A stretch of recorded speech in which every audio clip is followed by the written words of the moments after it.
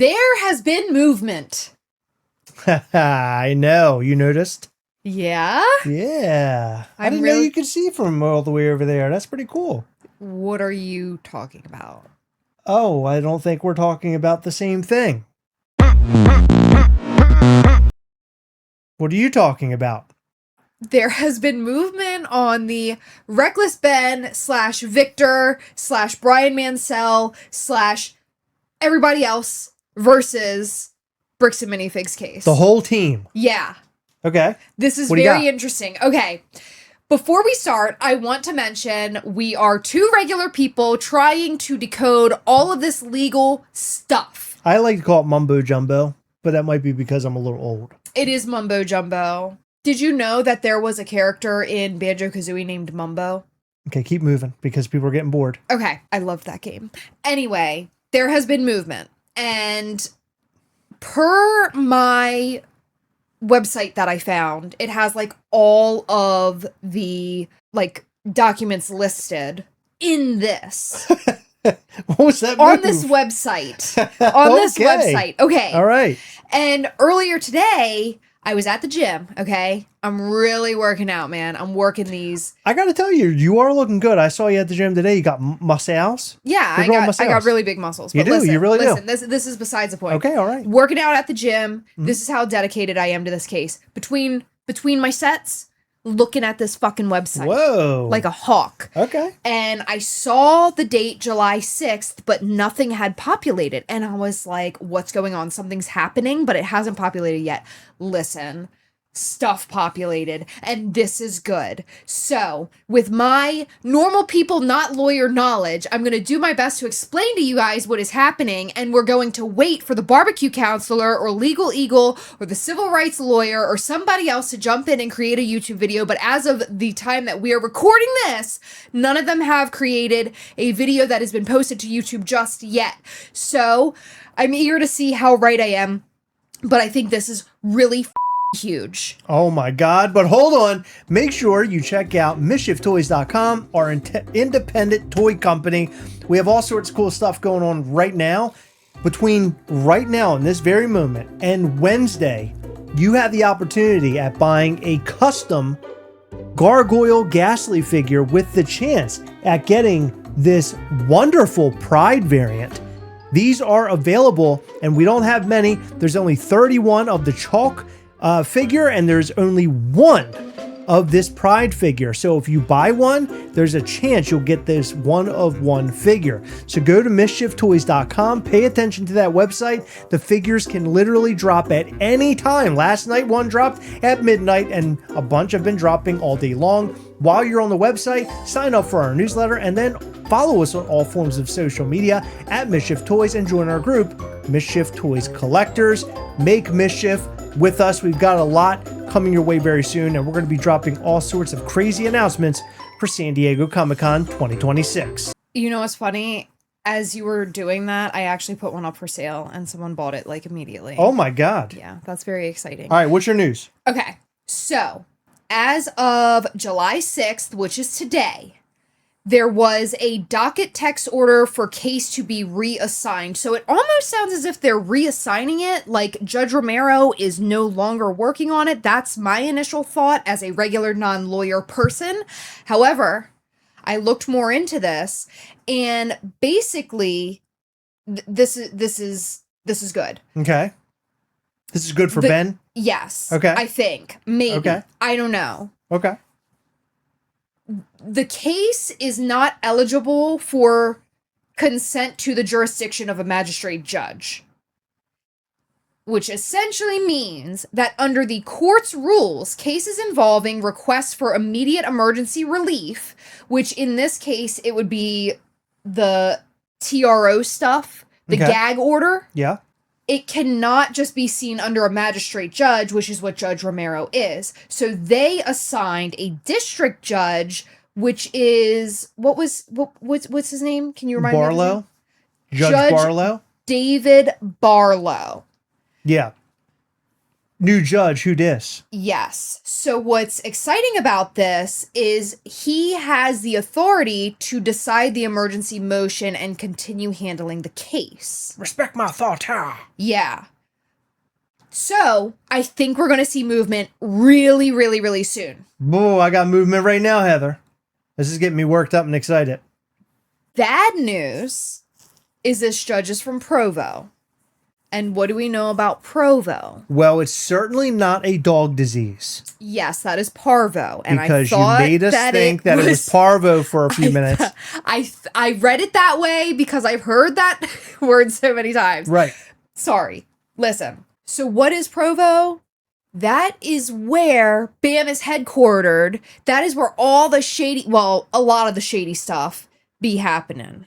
I don't know what that means. I looked up a bit of his history. It's not really anything too crazy. He did work for Walmart for a while, which is a large corporation. However, it's not like he was defending him about or defending Walmart against like crazy stuff. He was more so like overseeing what Walmart does to prevent any legal stuff from happening. So he's protecting Walmart. Yes. Like protecting Walmart as his day job. Yeah. So I don't think it's necessarily like, oh, Walmart, they killed a bunch of animals. So now I'm going to defend Walmart and pretend like they didn't kill a bunch of animals. Like he's basically like making sure that Walmart follows procedures. Yeah. To ensure compliance. So it's not even relevant, I guess. Yeah, so they're not getting in trouble. It's but not when I first read that he worked for Walmart, I'm like, is he like defending Walmart against like shady stuff? You know what I mean?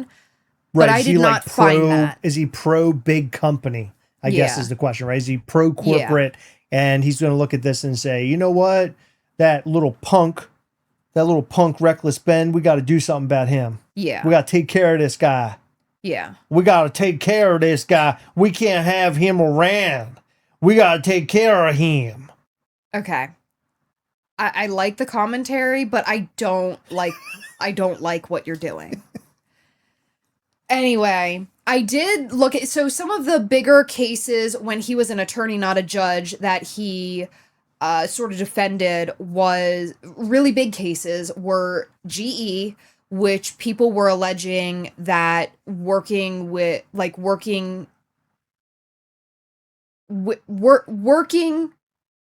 in GE factories? Yes, in GE factories, thank you. They developed, or they mesothelioma. Yeah, mesothelioma. Don't laugh. Mesothelioma. That is serious stuff, and what are you doing? I'm saying it so wrong. Why am I giving it a... Can you say it the right way?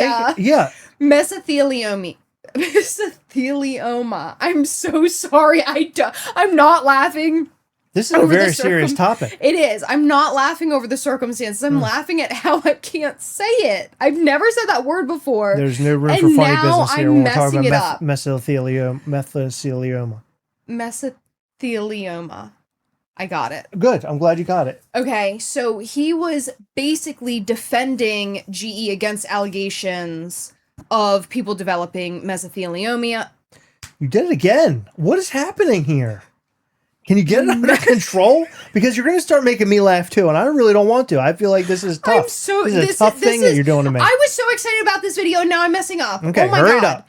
Okay, he was basically defending against the fact that it can't be scientifically proven that working in the GE factories with the GE materials is what caused the mesothelioma. Yeah, he was he a... I almost tried. He was an attorney during that time. A defending attorney? Yeah, he was defending them. Defending GE. Yes, but if you look into that case, it was basically like a lot of people. So they couldn't necessarily prove that the people were handling the items with asbestos in them. So what GE said was basically the products that had asbestos in them were transferred to like a third party, and that is where the asbestos like items were handled. Okay. So that was their defense. I'm just telling you what I read. I don't know if it's right or wrong. And then he was defending AstraZeneca because they were Seroquel. being accused They said that Seroquel was caused causing diabetes, and it wasn't proven. Yeah. So in both of these cases, there were, accusations that were alleged, and he fought against it, saying that it was untrue and there's nothing to prove it, and so therefore, that's what he did. Yeah. That's his background. I don't know if that's really good or bad when it comes to this case. I thought it was. He's not a lawyer in this case. He was a lawyer in those cases. Yes, but now he's a judge. Yeah. But in my opinion, I feel like as a person, your morals say a lot about you. Absolutely, so, what I read, I very briefly read. I wasn't on a jury. I didn't see any evidence one way or another. But it seems to me, based off of the couple things that I read about these cases, he was doing his job. There was no solid evidence. So therefore, the jury decided, hey, we can't rule against these companies. So that's all I'm going to say about that part. Okay. We don't know if he's good, bad, indifferent. We don't know. Yeah. All we know is he's a Provo. I'm saying that right? Right. You are. A Provo judge. Yeah, he is from Provo, but does that mean anything? Some interesting facts that I find very relevant is, I don't want to get too political in this. However, I think that this is a very good piece of information. I just don't like to talk politics on this channel, but unfortunately it's sort of gone there. So Judge Barlow was appointed as the U.S. Attorney for Utah by Obama. And then he was later appointed to his federal status, as he is right now, by Trump.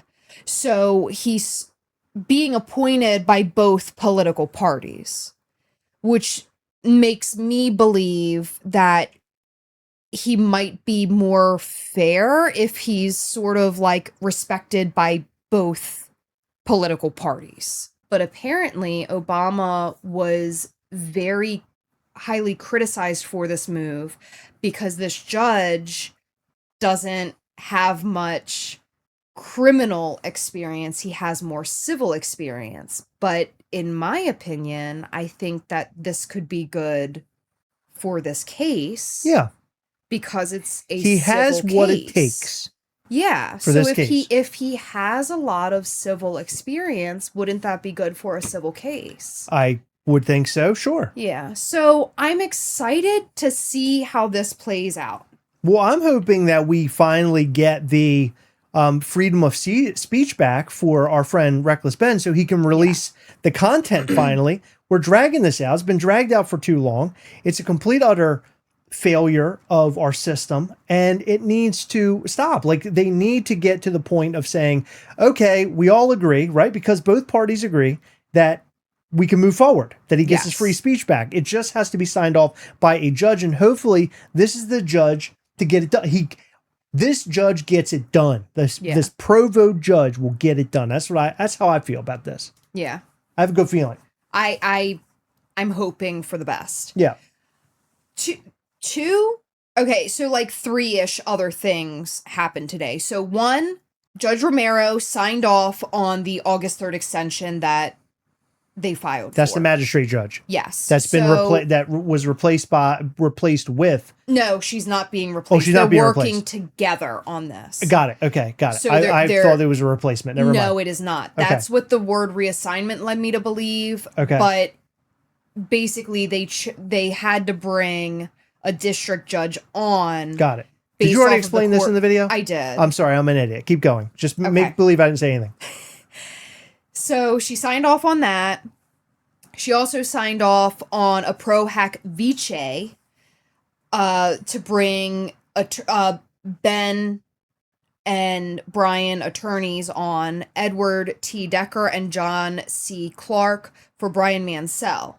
And that's because they're out of state Yes, lawyers, right? So they're out of state lawyers. They allow them to come on and represent Brian. So that's What exciting. up, Brian? I'm excited, bruh. Yeah, that's exciting. Hopefully, everything's going according to plan. I mean, I guess if that's what he requested and it's being approved, that's fantastic. You know what that gets right now? What? Let's do it at the same time. Let's give it a reckless Ben Sick. You ready? Sick. All right. And then the last thing was the order to propose schedule. So basically, this is where things get like a little annoying because as we've talked about and as we have an idea of as people who have general-ish knowledge of like court stuff. Do we? Sort of. Are you sure about that? Maybe. Court takes a long time. Yeah. There's paperwork, there's hearings, there's meetings with lawyers, there's all sorts of crazy Remember stuff when I had a Lego stolen from our house, or a Porsche pirate got it? Yeah. And that went on for 2 years. Yeah, it did. That stupid thing. It was like, it was dragged out. A $70 Lego or something? Yeah. I wasted a lot of my time. I had to go to court all the time. Guy didn't show up. It was a whole thing. Yeah, it was a nightmare. So anyway, this is to speed everything up, correct? Yeah. Well, not to speed everything up necessarily, but it's to ensure that there is a schedule and that, like, nobody holds things up. So there are deadlines. So basically, the defendants have to file their official answer on or before August 3rd of this year. And there's like a crazy schedule. So then there's the initial scheduling and meeting deadlines that happen August 3rd is the beginning. Okay. That's when defendants file their first official answer. And then August 17th is when Bricks and Minifigs would propose a draft schedule. Okay, so that would be the schedule of events to keep everything on track. Yes. So it doesn't drag on, correct? Yes. That's what all this is. Yeah, the plaintiffs have to send the court a draft, or maybe they send the defendants. I don't know. This is where I will comment below. Write us where we're wrong. They have to send a draft attorney planning meeting report. Then on August 31st, there has to be a planning conference. So that's the deadline of the planning conference for both legal teams to hold their planning conference to discuss the schedule, core factual disputes, witness lists. September 8th is the final submission to the court, and that happens within 35 days of the answer. So 35 days past August 3rd is September the 8th. Okay. And that's the deadline for the parties to file their final jointly signed stipulated motion for scheduling order detailing the timeline. Can this get any more boring? I'm going to fall asleep. Yeah, so that's when they have to submit that to the court. So anyway, basically it looks like a bunch of stuff happens. There's expert witnesses. There's expert discovery closing, fact discovery closing, formal discovery opening, initial disclosures exchange, blah, blah, blah. At the very end of it, it looks like June 3rd is the dispositive motion deadline, which is 10 months after the answer, is the target deadline for either side to file major motions asking Judge Barlow to throw out claims or rule on the case before it ever reaches a jury. Okay. And I would assume that if it reaches a jury, then it might prolong it. But I think the goal is to keep it within the court with the judge, make it quick and simple, bring a jury in. Might take some time.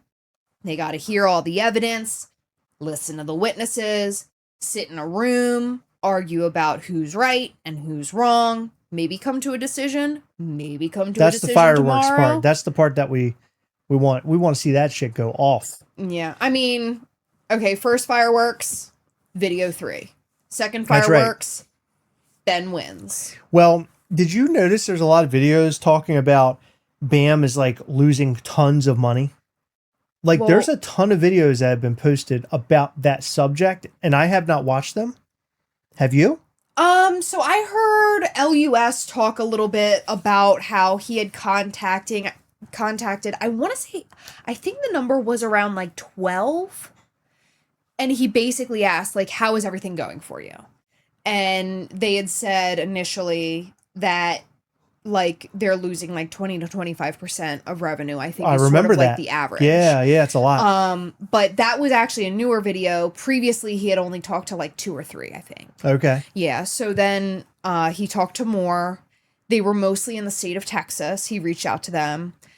That's the answer he got. However, he did say that because it's summertime, people are traveling. True. Yeah. Lego, I guess there are factors involved. Yeah, right? Legos are more of like a winter activity when you're cooped up. You're not going to the beach. You're not going to the pool. You're not going on vacation. So It's interesting. sales would Yeah. typically be down. However, I would be interested to see how down they are from this time last year or this time the year before. 100%. And not just that though, but I mean, you have to take in factors like the economy and everything. Like gas prices for a while. I mean, they're still high, but for a while, man, they were a lot. Yeah. No, I don't want to get into all that crap. My God, it's like one cat leaves and one cat shows up. They love me. Look at this. This is craziness what's happening here.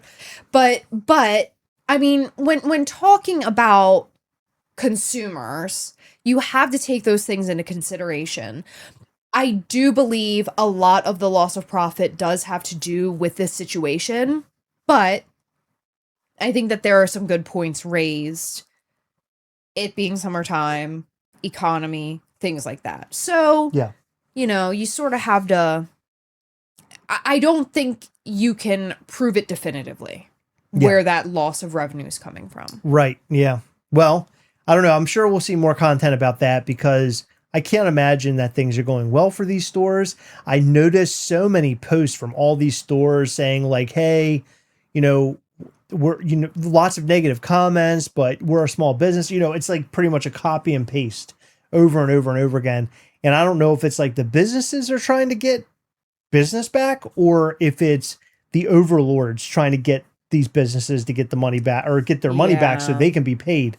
So it's really hard to say. But another topic we're going to cover is there was a post that happened the other day about like an alliance with like a bunch of shops, bricks and minifig stores. Yeah, and it was pulled down. They since made another statement, but the other statement is very clean, and it seems like someone else had something to do with that statement. Interesting. Yeah. Interesting. Yeah. Interesting.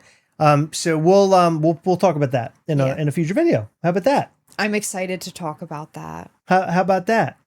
Cash me outside. Cash me outside. Cash me outside. How about that? How about that? Right? Yeah. That girl always pops up on my feed. I don't know why.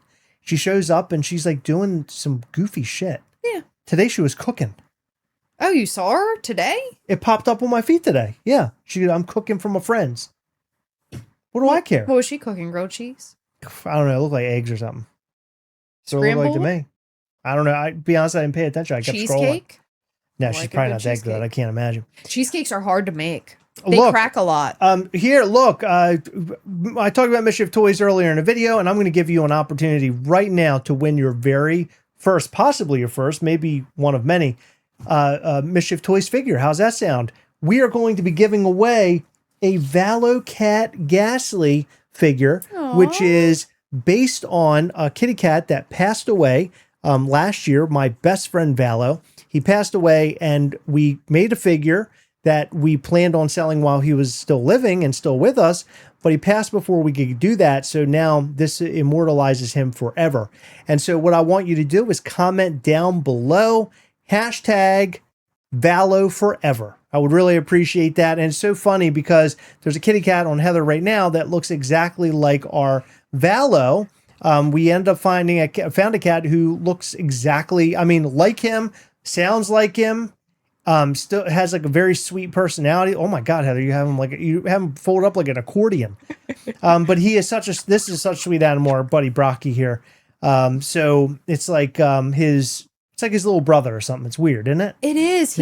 I will walk into rooms and for a split second, like my mind just forgets that we lost Barlow. And I'm like, oh my God, it's Barlow. And it's Barlow. Yeah, it's weird, isn't it?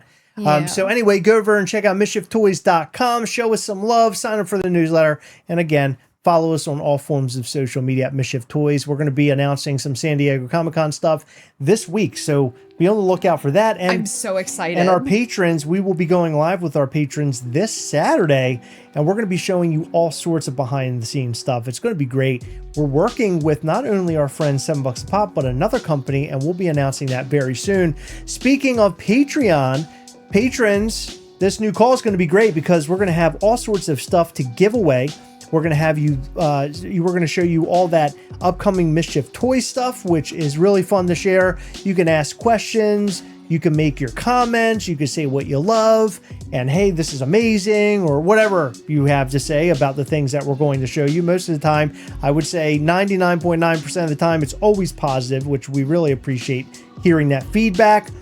We try to do our best to make mischief and make the things that you really want to collect, like our buddy Barlow, the cat Ghastly, and these gargoyles. But in every video, we like to shout out to our patrons via Patreon. And in this video, we'd like to shout out to Daddy Hawk, Kate T, Edward Joseph, Doug Blair, Brian Gracie, Christopher Knockoff, Brian Formillo, Damian Lauderhand, Eric Rasmussen, and Damian Lauderhand. There's two Damian Lauderhands. He signed up twice, I think. So please go and check out our Patreon at patreon.com/Gastlecast. We love our patrons. They're amazing. And hanging out every month with our patrons via Google Meet is a real blast. We have a great time, not only doing the giveaways and showing upcoming Mischief Toy stuff, but just having camaraderie, talking about all the nerdy things that we love, to include Funko, companies like Abominable Toys, Thrill Joy, and much more. And we're also going to discuss some of the things that you, patrons, want from San Diego Comic-Con. I want you guys to have a running list on Patreon somewhere. We're going to make some sort of running list of things that you would like to see given away from San Diego Comic-Con 2026. If there are any items out there that you really want to get your hands on, we're going to do our best to help get your hands on those things. But I mean, there'll be giveaways, so it'll be a random thing, but you can tell us what you're looking for, and hey, you possibly could win those wonderful items. We'll be on the hunt for you. So check out Patreon at patreon.com/Gastlecast. Join up today and join us for the upcoming call this Saturday, which is July what is it? July 8th, right? No. July 8th? No, it can't be July 8th. Today's the 6th. It would be, was that 11th? July 11th? Yeah. July 11th. It's July the 11th. At 9 p.m. Eastern. However, we start to call it 8 p.m. Eastern so our patrons can hang out for an hour before Heather and I hop on to start all the shenanigans and mischief. Thank you so much for hanging with us and watching this video until the very end. Before you go, make sure you hit the like button, subscribe button, and a little bell. That way you'll know anytime we post brand new content. Thank you. We love you, and we'll see you in the next one. Bye.